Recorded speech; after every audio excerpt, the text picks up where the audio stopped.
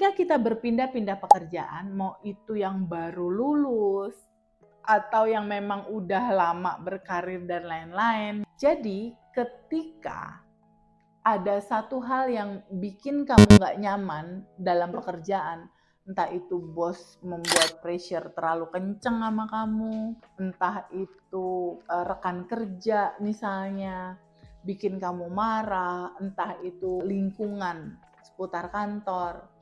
Sadari bahwa semua yang terjadi di lingkup luar tubuhmu, realitamu, itu hanya refleksi.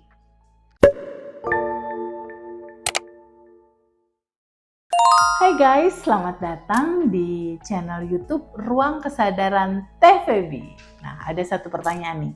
Bagaimanakah cara menentukan arah karir dalam judul Fresh Graduate agar nggak kutu loncat gitu? Nggak pindah lagi gitu. Nah, satu hal gini, ketika kita berpindah-pindah pekerjaan, mau itu yang baru lulus, atau yang memang udah lama berkarir dan lain-lain gitu ya, sama aja sebetulnya.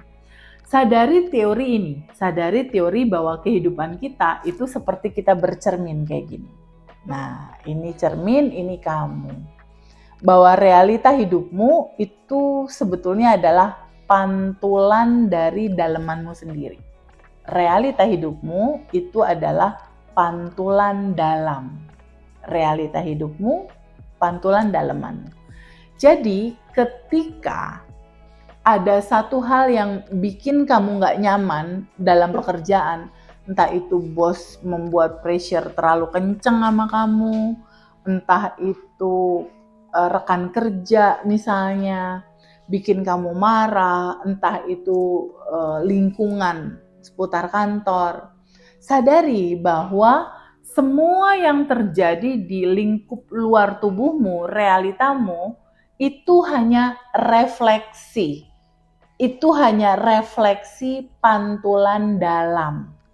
Jadi kalau kamu mau nggak loncat-loncat pekerjaan, hal pertama yang harus kamu lakukan adalah kamu rilis dulu. Apa yang membuat tubuhmu nggak nyaman? Adakah ketakutan? Adakah kesedihan? Adakah kekesalan? Adakah kekecewaan? Nah, rasa-rasa ini kamu rilis dulu. Akarnya dari mana? Pernah nggak kamu ngalamin seperti ini pada saat kecil? Atau kapan pertama kali kamu merasakan sedih dan kesal? Atau tertekan misalnya? Nah, itu kamu flashback dulu ke masa kecil, kamu beresin dulu akarnya. Karena gini, ketika kamu bekerja di satu titik, terus bosnya nggak menyenangkan, lingkungan kerjanya nggak enak, berikutnya kamu keluar nih misalnya, kamu pindah lagi ke perusahaan lain.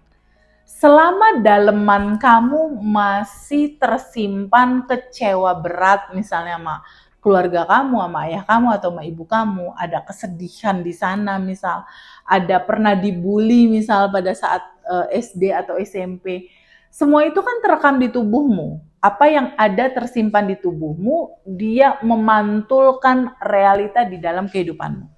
Semua yang tersimpan di cerita masa kecilmu itu dia terus menyala di bawah sadar sehingga mengundang realita itu terjadi.